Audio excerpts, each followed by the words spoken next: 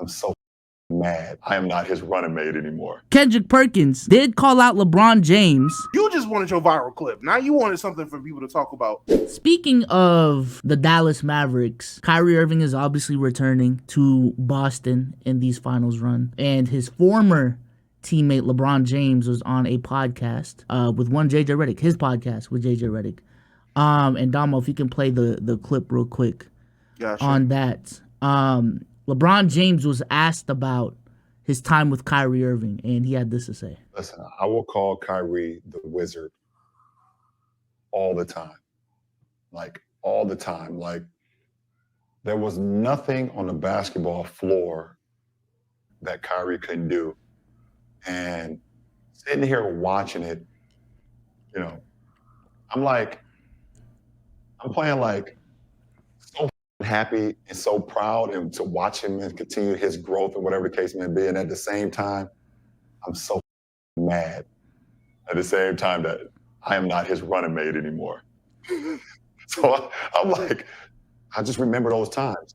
And to back to what you were saying, JJ, like to have a guy like Kyrie Irving as the ultimate wild card, it's like having it's like having a draw four in your hand every time someone deals you cards in Uno.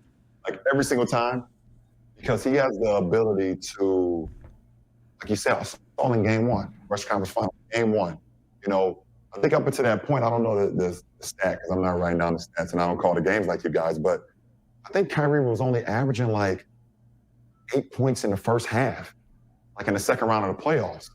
You know, he was getting his 16 to 20 in the second half, but in the first half of games, well, it was like 6 to 8. Yeah, I don't know the exact number. It was 6 to 8. Know? Yeah. And you're like, okay, you know you're gonna have Kyrie in the fourth, but I need you sometimes in the first half too, brother. But like what he did in game one, it was like at the Western Conference Finals, it was like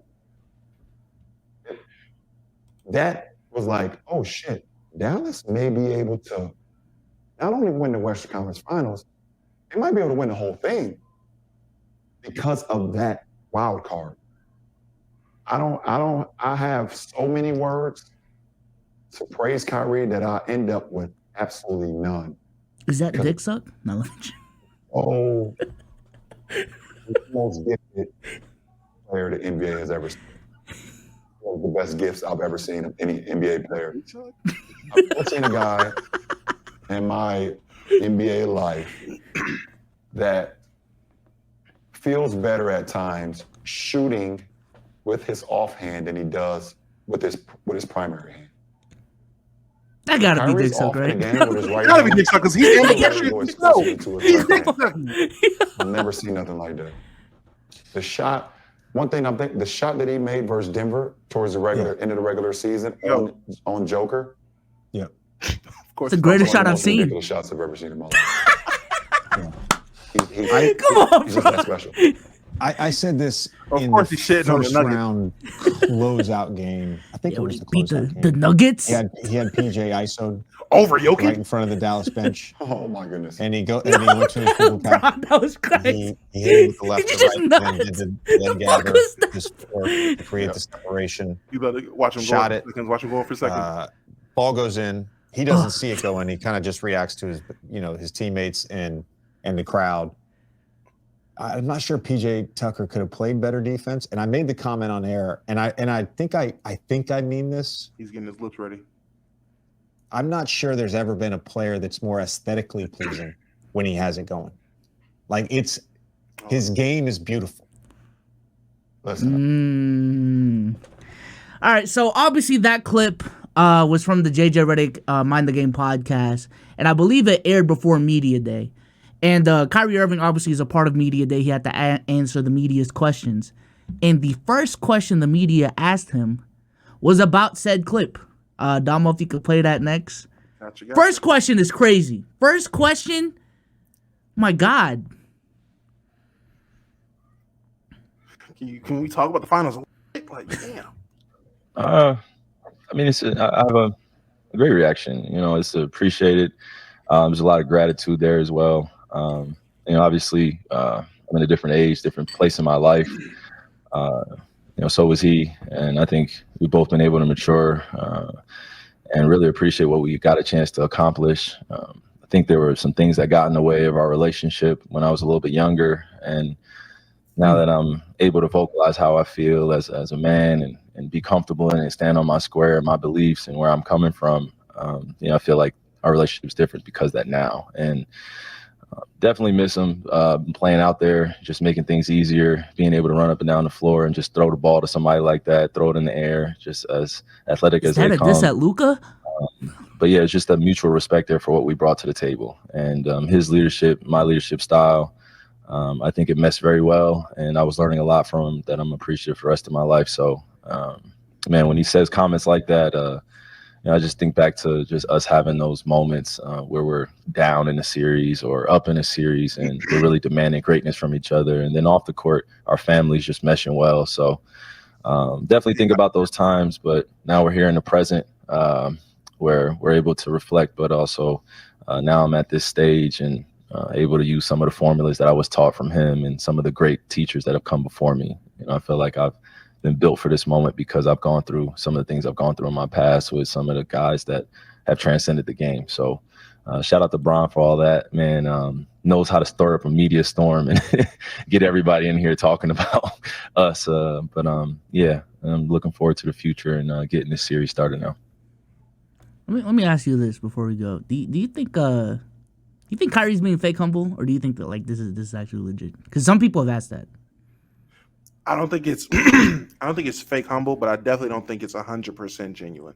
I do think at a certain point, Kyrie definitely feels annoyed with the constant Bron talk. Because I don't think, and maybe I have to go back and look. I don't think Shaq and Kobe were asked about each other this much when they split super like early in their career. Like, I don't think that Shaq made a comment and then in the 2008 media presser, Kobe. So Shaq said, so how do you feel about that, Kobe? Like, I don't think Kobe was getting asked that in 2008. I don't think it happened in 2009. That just wasn't happening for them. Like Shaq and Penny, them conversations happened recently. Them niggas played in the 90s. Like, I don't. It's just different. But I do think, I'm not gonna say it's fake humbleness. Kyrie definitely has matured as a man. I do find it weird saying we both matured. LeBron was like 32 when he came back. I don't know how much more. They it was your ass 32-year-old. Like, oh my God, is that Drake? I don't know how much more mature LeBron could have got from 32, but niggas at 32 still young. Fuck out of here, nigga. Come on, bro. Kyrie was 24. Y'all won't even let motherfuckers get to 25 without calling them mug. Now 32 young. All right, bro. Come on, dude. Like, damn, like once you hit 25, yeah, you right there, 38 year old nigga. I know. Y'all been hitting me with these jokes. Fuck y'all. Now 32 is young. Shut up. But nah, I think it's funny when he says stuff like that. That's why I'm like, all right, he's kind of obviously it's not all the way just total love. The NBA playoffs are here, man. There's a lot of money to be made if you play daily fantasy sports. And if you want to get into the action, you guys can use Prize Picks, the sponsor of this podcast, our preferable way to play daily fantasy sports. We will show you how to play the game right now, and it is very, very simple. Just sign up for an account, download their app, go on their website, and make some picks. And if you really know ball, you can win some money. I'm going to go ahead and look down here. Kevin Durant, 36.5 points plus rebounds plus assists versus the Cleveland Cavaliers. I'm sensing a big game from KD tonight, man. Hit more for me, please. And then Darius Garland has been letting me down all year, and it's just another day of the year. Hit less for me on the PRA as well for Darius Garland. Omar, you decide how much we put on the entry. You got to risk it to get the biscuit. I'm going to put 210 on there. Make place entry. And if you use code LKIB, PrizePicks will match 100% of your first deposit up to $100. Shout out to PrizePicks for sponsoring this video. Now let's get right back to the content. But I think it's dope though. And he's like, now if I'm Luka, I will say this: if I'm Luka, I'm pissed. You going out there thinking, what you mean I can't dunk? All these, not even that, all these lectures and bullshit ass advice you giving me, you just telling me LeBron told you? I just called that nigga. What are we talking about? Like, I thought this was genuine, nigga. Like, what the fucking feather in your ear? I thought you was telling me some real shit. You just telling me LeBron told you? I'll be pissed. Other than that, he out there, I miss being able to do this after the game.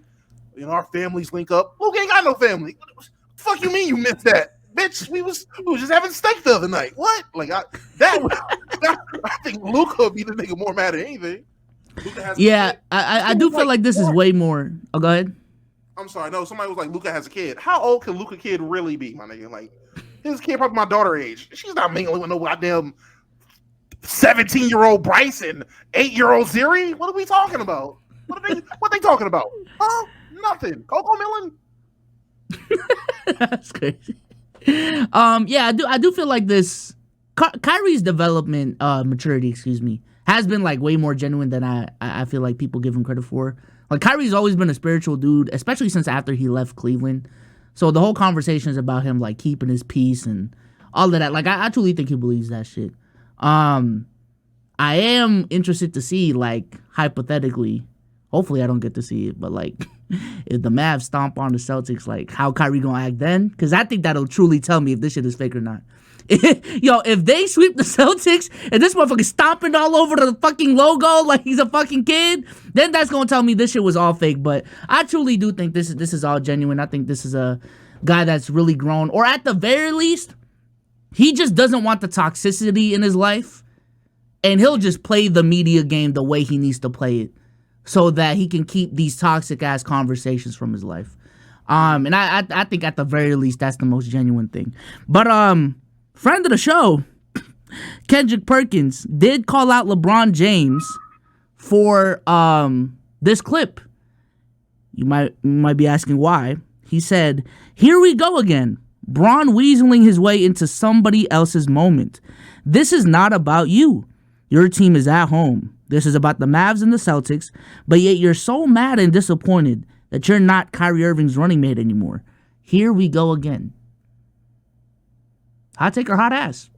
Hot ass, man. That's fucking Kendrick being Kendrick. And I'm not talking Lamar. Bro, he's on his podcast praising Kyrie. How is that? Oh, you're taking the moment away from him. It's not like he was at NBA Media Day like Jabari fucking Smith pulling up to ask questions. Like, the nigga was genuinely at home on his platform. That's like me saying, here go Kendrick Perkins bullshitting again. Going up there in your monkey suit and tie on ESPN, talking about whatever players to stir up controversy. Like, no, he's just praising Kyrie. At no point did he put down the Lakers. At no point did he draw comparisons. You know, I wish we He did say he misses him. Cool, and Kyrie said he missed him. Are we about to sit there? Luka, how you feel about Kyrie missing Bron? Is that drama? Do you feel some way? Is he going to leave? No one's going to do that. He can't say he missed the nigga that he used to play with. Pause. Crazy. But damn, that's... All right, bro. I always say this shit after I say it. It's crazy. I don't think about it until I say it. But no, that's crazy dick suck. Pause. That's crazy dick suck by Kendrick Perkins. Like, gee, you just wanted something to talk. You just wanted your viral clip. Now you wanted something for people to talk about, and we're doing it for you. It's crazy. Yeah, I was actually watching that whole podcast today, and it is not. For some of these quotes, like, motherfuckers make it seem like people just bring shit up out of the blue. It was the flow of the conversation. They were talking about the Celtics. They were talking about the Mavs, the pros and cons of each team, what each team needs to do. And the last part of the podcast was about Kyrie Irving, because they've talked about Luka. They've already talked about Tatum. They've already talked about Brown. They already talked about how the bigs are going to affect the game, the coaching differences and all of that. And the only thing left to talk about was Kyrie.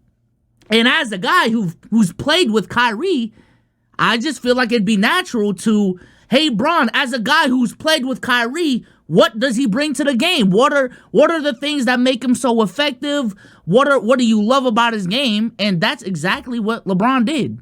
So Kendrick Perkins, I understand you're busy parading yourself around Boston, even though motherfuckers don't fuck with you for real in the city, because we know we've heard all your takes about Boston. No one fucks with you right now.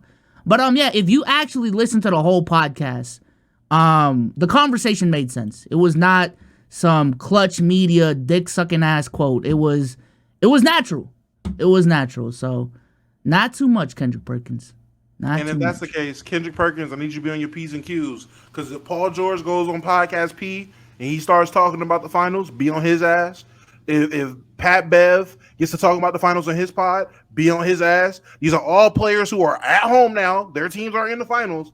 God forbid they talk about players that are still playing, then that's them trying to steal the spotlight, right? Or is it just because it's Bron? Dick sucker. In June of all month. Well, this would be the time to do it. That's crazy.